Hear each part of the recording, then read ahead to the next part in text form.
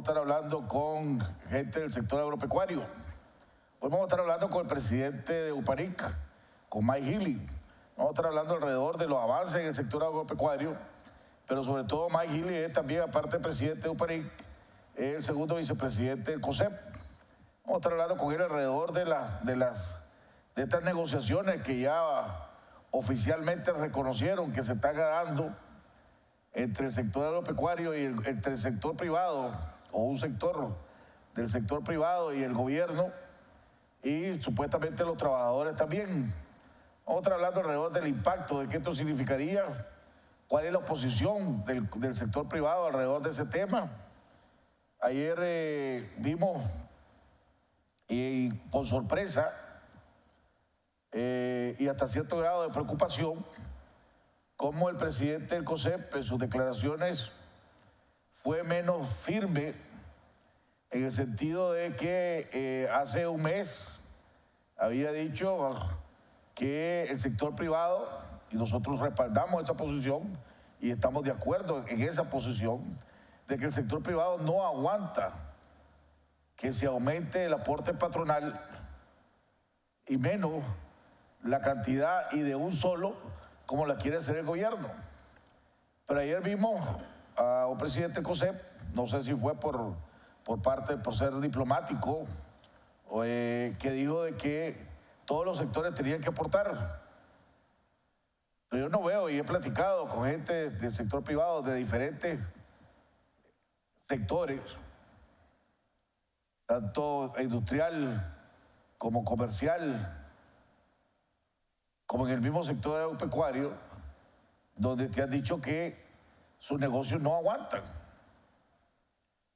Y que esto lo que daría paso es a más informalidad e inclusive costaría empleo. Imagínense las empresas de zona franca, imagínense las grandes, los bancos, no vayamos tan largo, que uno podría decir, bueno, pero los bancos tienen plata. Pero imagínense los bancos que de repente toda su planilla le tenga que subir el 3.5 del aporte patronal, pero además se eliminó el techo. Pero la gran pregunta es, y la interrogante es, si estas medidas que se van a hacer y que el gobierno está proponiendo realmente van a resolver el problema. Porque en el 2013, cuando tapó una vez más la posibilidad de que el banco, de que el INS estaba en quiebra, que desde hace décadas está en quiebra, pero que iba a estar en una quiebra técnica, como la que se dice que a partir del 10 de agosto va a estar, si no se toman medidas, ya van a resultar. Porque en el 2013 dijeron, ok, con esas aportaciones, el compromiso de estar, el gobierno va a aportar 50 millones al año, el sector privado va a aportar 3%, 1% anual. Con eso logramos comprar tiempo hasta el 2035.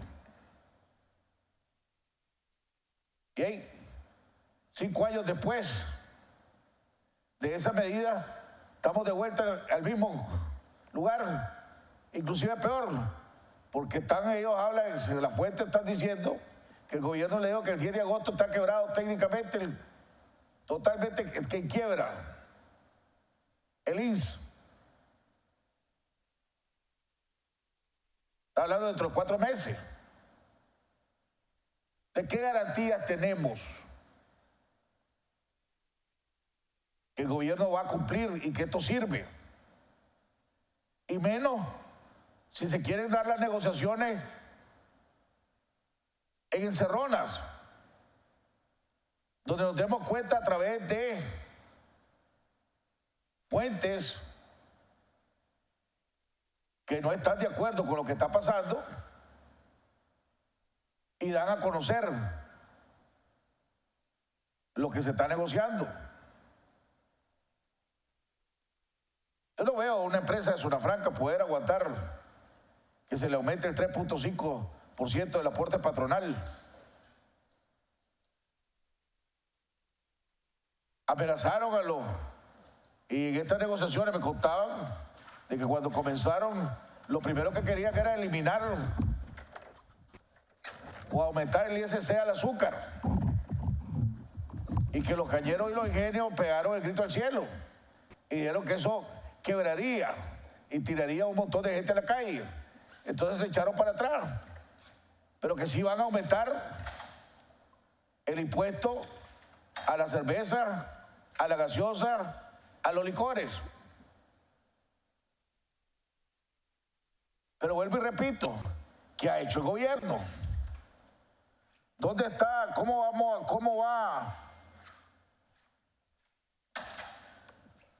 va a haber o se va a aceptar cualquier cosa del gobierno cuando el INSE sigue manejando con una falta de transparencia total? Secretismo, cuando siguen los despilfarros, cuando nadie sabe la realidad del INSS, más que ellos mismos, cuando se siguen dando la piñata salarial, cuando siguen teniendo gastos administrativos del 13 y el 14%. En el 2013 dijeron que iban a reducir los gastos administrativos del INSS y siguen teniendo el 13 y el 14%, cuando debería ser alrededor de un 5 o 6% los gastos administrativos. No, el doble. Cuando se sigue pagando doble aguinaldo, cuando ellos tienen su propia pensión o se recetaron su propia pensión. Entonces, lo más fácil es venir a decirle al sector empresarial, al sector privado, 3.5 más de aportación. Y a los trabajadores, 0.75 más. Y nosotros, el Estado, vamos a aportar el 1% como gran cosa. Aquí hay muchas maneras de conseguir la plata para salvar al INSS, que hay que salvarlo. Pero lo que se tiene que hacer es amarrar los pantalones del gobierno. Decían la vez pasada, salió un artículo en un periódico, que mantener todos esos árboles metálicos con las luces y reparaciones y mantenimiento cuesta $1 millón mensuales.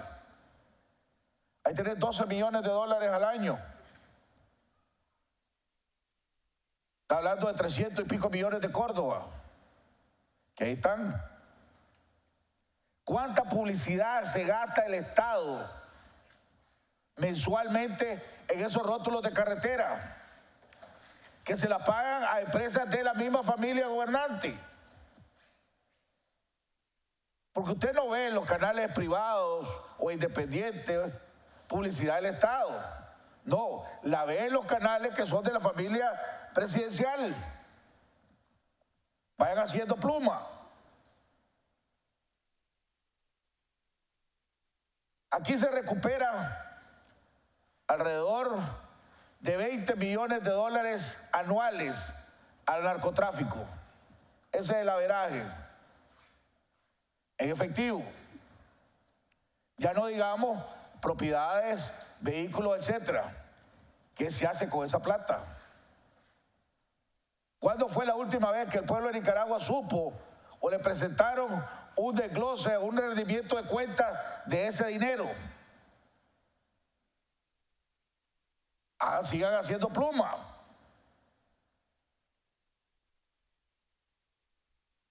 Entonces, no, pero lo más fácil es subámosle la aportación del sector privado. Cuando ya no hay, ¿dónde lo puede hacer el sector privado?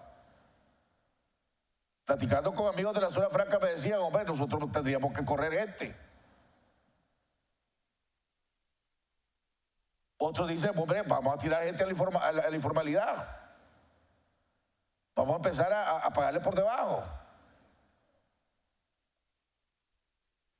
Vamos a ir a un cambio para que toquemos este tema con Mike Gili, presidente de UPANIC, y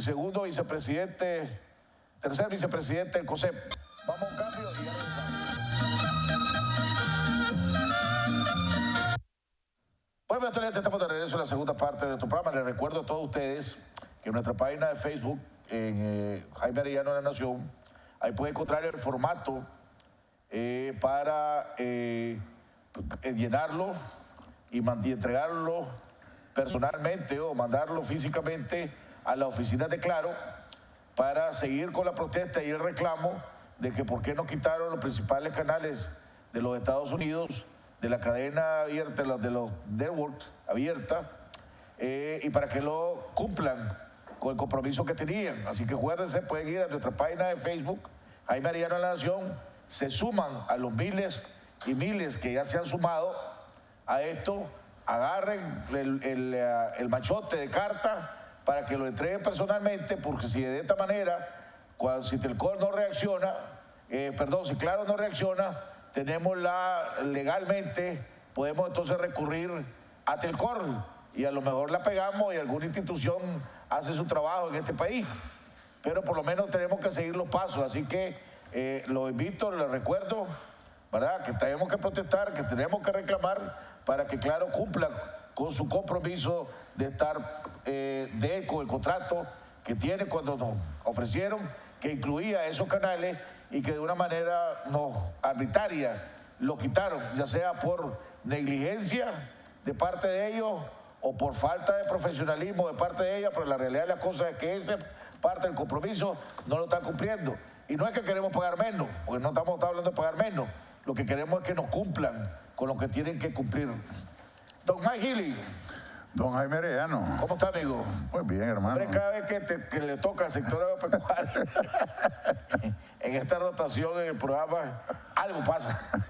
Algo pasa. Bien, vos sabés que esta es una economía dinámica, un país dinámico y ahora estamos lleno de problemas, ¿verdad? Porque hay que hablar la verdad. Está un país lleno de problemas y hay que ir buscándole las soluciones.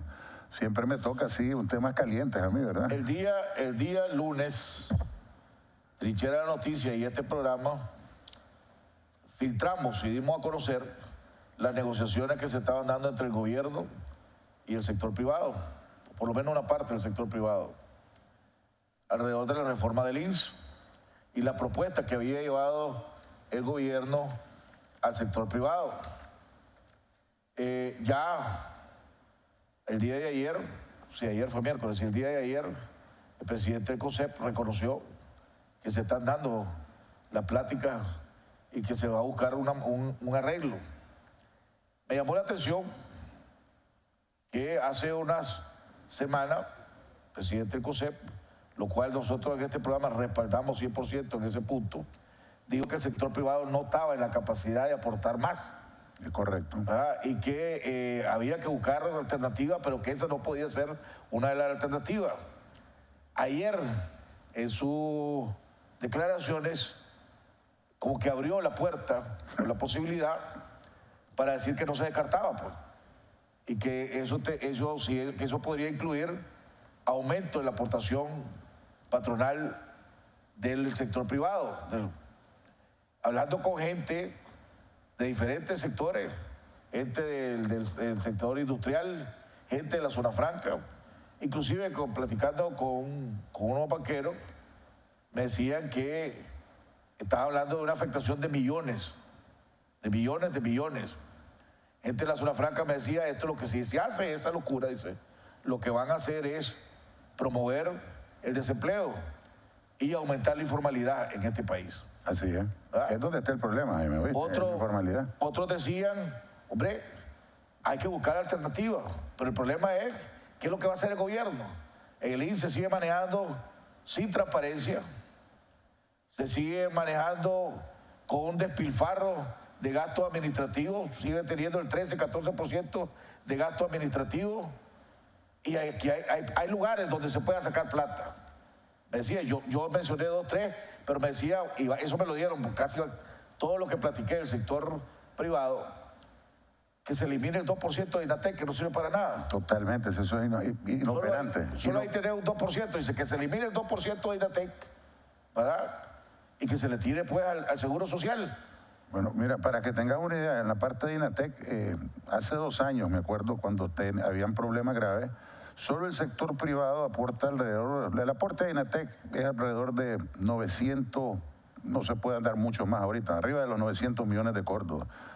Y el sector privado, que es el que mayor aporta, porque es el que mayor empleo genera, estaba ocupando nada más alrededor de 50, 60 millones de córdobas en capacitaciones. Los otros 840, 800, 900 millones, nadie sabe qué pasaba con ellos. La mayoría se ven gastos administrativos. Es que volvemos al caso, y esto viene yo creo que de la época de los 80, Jaime, donde el gobierno todavía tiene ese problema donde creen que manejar un aparato administrativo, ¿me entendés?, de lo que es el gobierno, en las instancias del gobierno, tiene que ser alto. O sea, vos vas al INS, y no sé si vos has ido, porque yo sí he ido al INS, y vos tenés una secretaria que tiene una secretaria que tiene una secretaria, ¿ok? Para que tengas una idea. Entonces, en el INS, el gasto operativo del INS definitivamente tiene una carga laboral demasiado alta e insostenible, y ahí nadie gana, ¿me entendés?, el salario mínimo, ¿estamos claros? Ahí todo el mundo gana, la mayoría de esa gente gana arriba del salario mínimo. Además, te voy a hacer otra pregunta, perdóname que te interrumpa, es que hay que crear un sentimiento de chichamiento para que la gente reaccione. ¿Cuándo has visto vos que una empresa que está quebrada se den el lujo de pagarse 2 aguinaldos? Desde ahí estamos mal. Y tener su propia pensión. Aparte de la pensión del INS, como trabajador del INS, el instituto le da una pensión aparte a sus trabajadores. ¿Cuándo has visto que ese lujo se lo dan empresas que tienen utilidades excesivas, grandes y todo lo demás? Pero esta empresa que está quebrada se da el lujo de pagarse 2 aguinaldos. No, pues que ahí es donde tenés, Jaime. O sea, tenés que hacer definitivamente un análisis completo. Yo creo que yo difiero, pues, o sea, en el sentido de que yo creo que no le puedes tirar más carga al sector privado, ¿me entiendes? Especialmente de que lo que estás haciendo es perdiendo competitividad, ¿me explico? Al perder competitividad, vos vas a definitivamente comenzar a cortar, ¿verdad?, costos, y esos costos son trabajadores. Definitivamente esta carga es demasiado alta. Además, te quiero decir, hace 4 años, yo tengo 5 años de estar metido en el COSEP, hace 4 años llegó Bayardo Arce con el tema, ¿te acordás que hace 4 años hubo el problema? Sí. Y llegó Bayardo, y Bayardo se sentó ahí con todos los presidentes de Cámara y nos dijo, miren, hay que subir el 3%, y que se hizo progresivamente, 1%, 1%, exactamente. En 2 o 3 años se hizo el 3%. Pero él no garantizó que con ese 3% que se iba a aportar, así fue, y lo dijo Bayardo, y quiero que me desmienta porque yo estaba presente cuando lo dijo, y lo tocamos ese tema hace 2 semanas, 3 semanas en el COSEP, donde dijo que con ese 3% íbamos a patear la bola del INS al 2032. Bueno, yo dije 35, 32. No, 2032, ese fue el número que él dio. Ahora vienen 3, 4 años después, que está quebrado. Ahora, ¿cuál es el problema, veo yo? Mira, y vos tocaste un tema bien claro, que es la parte de informalidad. Mira, hermano, aquí lo que pasa es que hay un sector informal que vende más de 1 millón de córdobas semanales, y hay sectores informales que venden mucho más que eso semanales y están en cuota fija. Entonces, formalizarlo, que paguen impuestos, porque es una competencia leal. Vos te vas a ese mercado oriental, hermano, y es la cuna de la informalidad a nivel de Nicaragua. Oye, pero ya no, o sea, informal, pero ya elegante. Ahora vos ves tiendas ahí con bueno, pero todititas pagando cuota fija. Entonces, perdóname que te diga, entonces vos crees que es justo, ¿me entendés? Y yo pongo un ejemplo, Cinsa, una compañía gigantesca en Nicaragua donde trabaja, ¿me entendés?, un montón de gente, donde es formal, donde paga sus impuestos de importación, paga sus impuestos anuales, compite con un montón de empresas que son de gran tamaño y ferreterías que son de gran tamaño, ¿me entendés? Donde te vende, vos te vas a comprar una bujía Cinsa, te cuesta 60 córdobas, pero si te vas al mercado oriental te cuesta 25, 30 córdobas. Entonces vámonos a ese caso. O sea, vos estás, primero que todo, es bonito ver la dinámica de la economía cuando ves los mercados moviéndose y todo eso, ¿no? Pero la gente definitivamente, hay un problema grave aquí en la informalidad, y el estudio, la encuesta que hizo COSEP hace 2 años es clarísima. ¿Cuánto es la cantidad de informalidad? Vos no le podés seguir poniendo más peso y más costo a los que estamos formales, a los que pagamos impuestos. Tenés que comenzar a trabajar y pagar ese costo político. Yo sé que es un costo político, pero lo tenés que pagar para salvar no solo el INS y para recoger más fondos. No podés ir a meterle más impuestos a todo el mundo, ¿me explico? Que estamos formales para vos dejar siempre a esos que están informales, que muchos de ellos ya saben quiénes son, ¿me explico? Entonces no nos metamos, ese tema es duro. Ahora tenés otro tema que es grave. Ahora, o sea, se hizo, cuando Gallardo llegó se hizo eso. ¿Qué es lo primero que hizo el gobierno cuando se dio el 3%? Metió a los 47,000 ancianos, lo que tienen la pensión reducida, los metió ahí. ¿Por qué no los metió en el presupuesto nacional de la República? O sea, lo lógico es que esos señores, que no te estoy diciendo, tienen derecho a recibir una ayuda del gobierno, como todos los gobiernos a nivel mundial le ayudan a todos los ancianos y toda la gente pobre, ¿verdad? Que es un deber de los gobiernos ayudar a los pobres, a los más necesitados de un país. Es la obligación. O sea, ¿por qué no lo metieron en el presupuesto de la República? Vámonos a otro tema. El ejército tiene su propio instituto. La policía tiene su propio instituto. Y ganan bien. Espérate un segundo. Pero va para los altos mandos. De un porcentaje, creo que son de los tenientes hacia arriba, que es la menor parte del ejército y la policía. Ajá, pero los otros están en el INS. Entonces, ¿por qué no sacas a toda esa gente del INS, tanto los del ejército, los lisiados de guerra? O sea, aquí la última guerra, yo me acuerdo, fue en los 80, ¿verdad? Ya lisiados no deben de haber, pero siguen apareciendo lisiados de guerra. Entonces, ¿qué es lo que te quiero decir con esto? No le puedes seguir cargando al INS todo. Otro tema fundamental, hombre.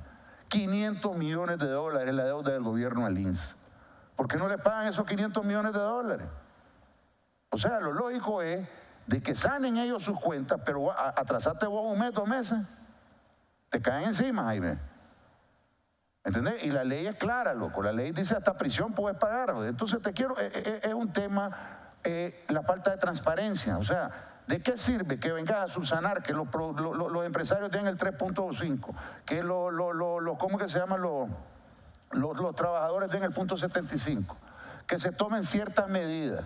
Le diste 2 tanques de oxígeno al INS y de repente, en 2, 3 años, 4 años, vamos a volver a sentarnos porque el INS es insostenible. Yo creo que es sano sentarse, dialogar, o lo que yo tengo entendido es una propuesta, no se está negociando, lo que yo tengo entendido que es una propuesta que el gobierno le mandó acordada y aterrizada en el fondo, lo que es la propuesta del Fondo Monetario, ¿verdad? Se la mandó, se le dio a la empresa privada la está analizando y tomará sus decisiones. Ayer, bueno, yo también oí a José Adán decir de que si nos vamos a sentar todos tienen que pagar un costo, estoy de acuerdo con José Adán. O sea, aquí es también ya tener la pistola en la cabeza, o sea, aquí tenés que sentarte, definitivamente. Y lo que hay que ver es que después de todo... Yo estoy de acuerdo que tenés que sentarse. Sí, pero lo que yo digo, Jaime, es que... Pero vos ves, y yo estaba platicando y tal vez, como el sector agropecuario sería el sector que menos afectado se vería. No, pero nos vemos afectados, Jaime, porque a nosotros llegan a nuestra finca. O sea, a nosotros están siempre presionándonos, siempre están entrando en la finca. Yo tengo llamadas de productores todos los días, hermano, donde el INS llega a decirle, el problema del sector agropecuario es bien clave, joder. Y te voy a explicar cómo es. Tener los trabajadores del café, ponerles, que son 300,000, 400,000 trabajadores de café. Hoy está en mi finca, mañana está en otra finca, pasado mañana en otra finca. ¿Cómo vas a darle un seguimiento a este trabajador? Primero, vámonos al sector cañero. El sector cañero, todo lo que son los cosechadores de caña y toditito eso, están pagando INS. Todos los trabajadores de la industria cañera están pagando INS. Todas las fincas que están alrededor de todas las poblaciones están pagando INS. O sea, nosotros es cierto que no damos el aporte que dan tal vez la industria, que da la zona franca, que es una de las que mayores aporta. Me explico, estamos claros que no somos al mismo nivel de ellos. Pero sí vamos nosotros enchufándonos. Pero ¿cuál es el problema? Cuando vos le decís al trabajador, vos tenés que aportar un porcentaje, ¿me entendés? Yo te voy a aportar, el mayor porcentaje lo aporto yo como empleador, pero vos me dices, ¿y para qué me voy a pagar INS si cuando yo llego, ¿sabes lo que me dan en el centro de salud? Una mejoral, una pastillita. Ni siquiera me atienden. Aquí tenés casos, Jaime, de gente de que se ha ido a Costa Rica a operar y el INS ha pagado 200,000, 300,000 dólares por esa operación. Aquí hay casos claros, ¿me entendés? Donde el INS ha pagado una sobrevaluación, ¿me entendés? De una operación y todo, porque se van a operar a otros países y otras cosas y el INS la paga. Pues Entonces, yo lo que digo es que si nos vamos a sentar y vamos a dialogar sobre este tema, y estoy de acuerdo con José Adán, que tiene que ser tripartito, o sea, tiene que ser trabajadores, empresa privada y gobierno. Y si se llega a un acuerdo, el gobierno tiene que pagar un costo político. ¿Cuál es el costo político? Disminuir la parte laboral del INS totalmente y los gastos operativos del INS tiene que disminuirse. tiene que agarrar esos 47.000 de pensiones reducidas y mandarlos al presupuesto nacional de la República. Vos tenés que hacer, si vamos a curarlo, no es ponerle una cura, es definitivamente curarlo de una vez por todas. Y al final de todo este ejercicio, tiene que haber transparencia en toda la movilización del INSS. No podés mantener esto en secreto, ¿me entendés? Porque hay un secretismo que nadie sabe. Además, tenemos el otro problema, que siempre ha sido la caja chica de todos los gobiernos. Y eso no es, ¿me entendés? Hablemos claro, eso no es ningún secreto, hermano. Por eso, la pregunta que tengo, ya que ustedes empezaron a discutir el concepto, y estoy de acuerdo, o sea, tiene que sentarse. Y tiene que hacerlo, hermano. Si lo invitaron al juego, tiene que llegar al juego. Así es. ¿Verdad? La pregunta es, ¿van a aceptar que haya un aumento en el porcentaje? Porque vos podés llegar a una mesa y decir, si nosotros queremos ayudar a aportar a las soluciones, pero lo que no sea costillas mías. Es correcto. Por ejemplo, la falta de transparencia, ¿verdad? Estamos hablando. ¿Cuántos préstamos? ¿Cuánto es la morosidad que hay en el INSS? ¿Cuántos préstamos para edificios? Que ahí está todavía sin usarse. ¿Qué están sin usarse? Tiene 3 años de construido. ¿Cuántas propiedades hay? ¿Cuántos préstamos morosos hay? ¿Y qué se está haciendo para recuperar esa plata? Correcto. Si ahí hay edificios que el INSS prestó y después milagrosamente lo recibió de regreso como en pago, ¿qué se está haciendo? ¿Por qué no se subastan? Para recuperar, es mejor tener algo de plata que tener un edificio blanco ahí que más bien te está costando. Un elefante blanco. Un elefante blanco. Entonces, la posición del ¿cuál va a ser la posición del Consejo? O sea, vamos a ir a negociar, pero vamos a ir a exigir. Vamos a ir a exigir que haya transparencia. Vamos a ir a exigir que haya reducción de los gastos administrativos. Pero vamos a exigirle al gobierno también que hay otra alternativa. Estamos hablando, a ver si, o sea, para algunos es bonito, para otros es feo. Pero todos esos árboles metálicos que hay por todo el país, ¿verdad? Supongamos, son bonitos, sí, también son bonitos, pero pongámosle, a alguna gente le gusta. ¿Verdad? Yo conozco gente que me ha dicho que le da a la ciudad, que le ayuda para papá. Pero según lo que tienen un guardia de seguridad cada 2 o 3 palos, hermano. Cuesta $1 millón mensuales mantenerlo, entre energía eléctrica y mantenerlo. $1 millón mensuales. Son $12 millones al año. ¿Verdad? Está hablando de 360 millones de Córdoba, mínimo. Hombre, tíralo al INSS, es cuestión de prioridad, pues. Vos te puedes dar lujo cuando tenés reales. ¿Cuánto aquí se ve pasada? El cuarto poder, hablando con el general, con Humberto Ortega, y salió el tema del narcotráfico y eso. Ahí tenés. Ahí se recuperan alrededor de un averaje de $20 millones pero si anuales. Hace un mes recuperaron 5 millones y medio, solo cachimbazos, perdóname que te diga. Pues, $20 millones que dicen, pues, pongámosle que se pierden unos cuantos en la ida y en la venida. Pero 20 millones, pues pongámosle. ¿Qué se hace con esa plata? Más vehículos, fincas, como dijiste vos. ¿Qué se hace con esa plata? ¿Dónde está la rendición de cuentas? Pidamos rendición de cuentas. Si el gobierno le va a exigir al sector privado, nosotros tenemos que exigir transparencia. Tenemos que exigir también. Sí. No es cuestión de ir a poner la mejilla o ir a poner la otra. Estoy de acuerdo con vos. Estoy de acuerdo. ¿Quién es la comisión negociadora del Consejo? Sé que José Ansi está ahí. Yo la Semana Santa no tuvimos COSEP.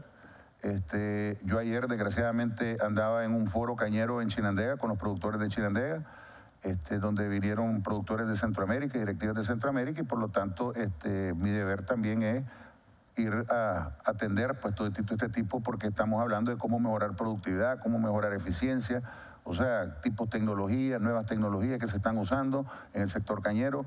Entonces, ¿pero hay una comisión o solo es yo creo que sí, definitivamente hay una comisión, ¿me entendés? Se va a montar una comisión. Como te dije, fue una propuesta, el gobierno lo llamó hace un mes, creo que fue, hace 3 semanas, les propuso, les enseñó todo el paquete, definitivamente ahí José Ansi opuso.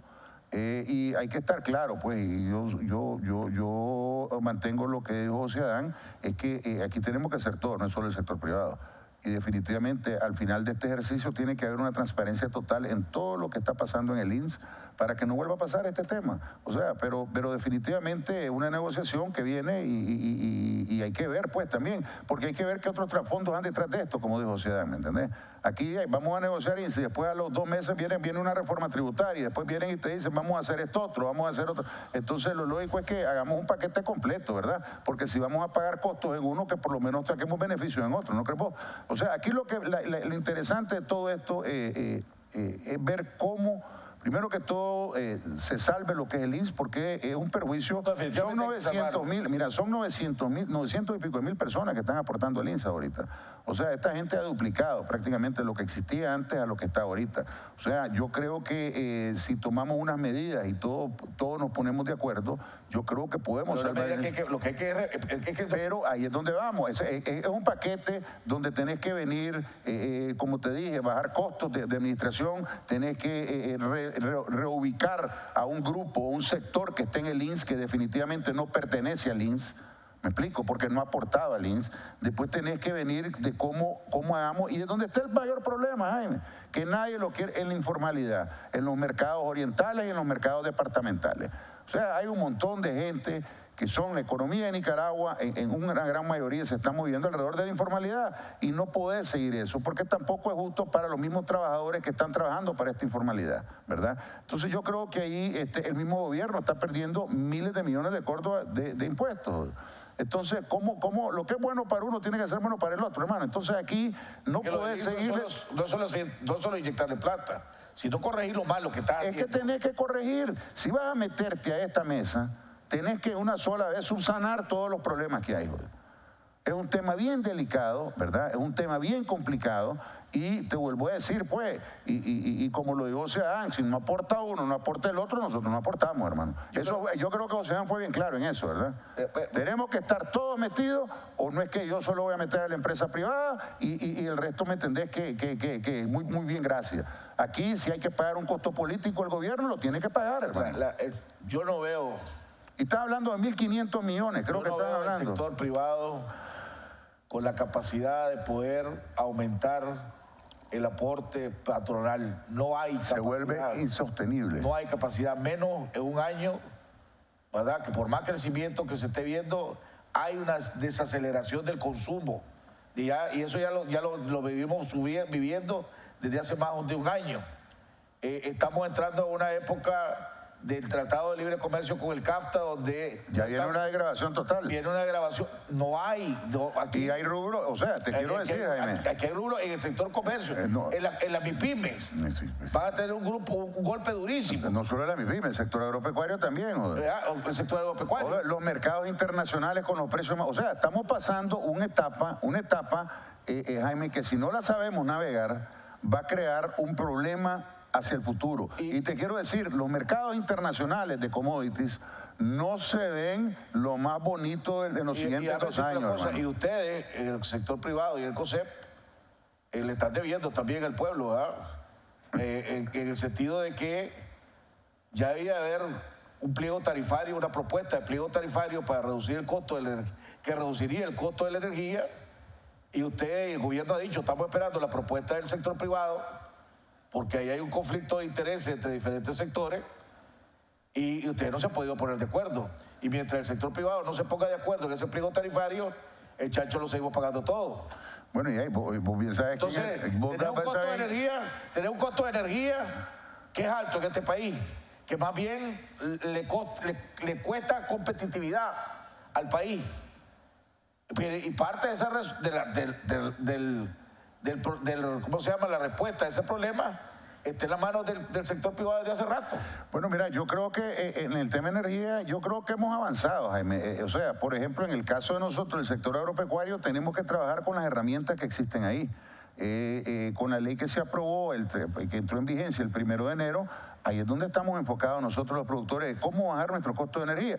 Porque al final de cuentas, con esa aprobación de esa ley, ¿verdad? Por un lado, que tengo que invertir, o sea, como privado tengo que invertir para que yo pueda bajar mis costos de energía. Y estoy dispuesto como productor a invertir para bajar mis costos de energía, por un lado. Pero por el otro lado tenés la parte también de la parte donde se está quitando el subsidio de 50 a 150. En los siguientes 4 años va a haber un ahorro de 60 millones de dólares, ¿me entendés? Anuales, una vez que terminé, al comienzo o comienza con 20, 30, 40, 60, ¿me entendés? Ese es el tema de lo que es ahorro. Por el otro lado, ¿me entendés? También pero ese ahorro no se traslada al consumidor. Ahorita. Más bien nosotros estamos, el préstamo del BID lo estamos pagando los usuarios. Ahorita, Jaime, no vas a pagar en los siguientes 4 años. También tenés, en 4 años se va a disminuir, con el préstamo que le están haciendo, el BID le está haciendo, se va a disminuir la pérdida de energía y se va a disminuir el robo de energía. Pérdida de energía que estamos pagando nosotros. Estamos claros. Entonces, ¿qué es lo que te quiero explicar con esto? Yo lo que veo es que el gobierno ha creado herramientas para que nosotros, los usuarios de la energía, del sistema de energía a nivel nacional, bajemos nuestro costo. Yo conozco gente que invirtió $1.500 en su casa, pagaba 10.000 córdobas de luz, hoy está pagando 4.000 córdobas de luz por paneles solares. Entonces, te quiero explicar una cosa, Jaime. Tal vez yo estoy de acuerdo con vos que pagamos la energía más cara de Centroamérica, estoy de acuerdo con vos de que los costos de producción y los costos de transformación de productos, los costos de energía, que el que más paga es el consumidor que vive en vivienda, ¿verdad? Que somos todos nosotros, todos los nicaragüenses, el comercio y todo ello, pero hay una herramienta hoy por hoy que tenés que invertir un poco, pero vas a bajar tu costo de energía, por un lado. Por el otro lado, sabemos que por lo menos hoy por hoy, hace 6 meses, Jaime, no veía la luz en el túnel. Hoy estamos viendo la luz en el túnel con estas herramientas que se han trabajado. Ahora, estoy de acuerdo con vos. No podés venir, sí, con una varita mágica el día para mañana. Yo sigo esperando la propuesta de la Cámara de Energía. A mí, te lo digo, el pliego tarifario, yo estoy de acuerdo que hay que revisarlo. Fue un pliego hecho por don Enrique Bolaño en su tiempo, ¿verdad? En una época donde aquí teníamos, era necesario, hombre, aquí habían 8 o 10 horas de corte de luz. Hoy tenemos, hermano, hoy Nicaragua consume 650 megavatios, 700 megas al año y estamos produciendo 1.300. O sea, hoy tenemos un superávit. Pero yo siempre lo mantengo y te lo he dicho aquí en este programa. Es más barato hoy importar energía que la que compramos aquí, ¿me entendés? Yo quiero un cambio. Cuando regresemos, antes de entrar al sector agropecuario, la semana pasada tuve aquí al analista, ahora analista político y económico Enrique Sáez. Ajá. Y también tuvimos a otra persona. Y aquí estamos pagando en Nicaragua el combustible más alto. No, eso es una vulgaridad. Para Semana Santa nos regalaron 4 Córdobas antes de Semana Santa. Y ya no lo quitaron. Y 3 Córdobas, nos regalaron un aumento de 4 Córdobas el galón. Sarcásticamente. Yo ya ni me fijo en eso, hermano. Yo siempre llevo la gasolinera a los tractores míos, llegan y se pagan. Esa es mi pregunta. ¿Cuál es la indiferencia y por qué el sector privado no protesta alrededor de eso? Aquí estamos pagando, se están llevando 160 millones de dólares de utilidades. Deberían ir al INS. Está hablando 60.60 centavos dólar por galón, más que en otros países. En las utilidades, fuera de impuestos. Y no vemos. Y eso que el costo del combustible te afecta a todo. Inclusive al sector agropecuario. Tu producto se lo afecta por el transporte, por la producción, por todos lados. Pero no lo vemos protestando ustedes. Es un costo. No hemos visto a UPANIC. Jaime, ya no digamos a otros sectores, pues, pero vos que sos el presidente de UPANIC. Y tengo que contestar después, pero no he visto a vos, como presidente de UPANIC o a UPANIC, protestar y reclamar. ¿Cómo no se de que por qué, vamos a un cambio y ya regresamos.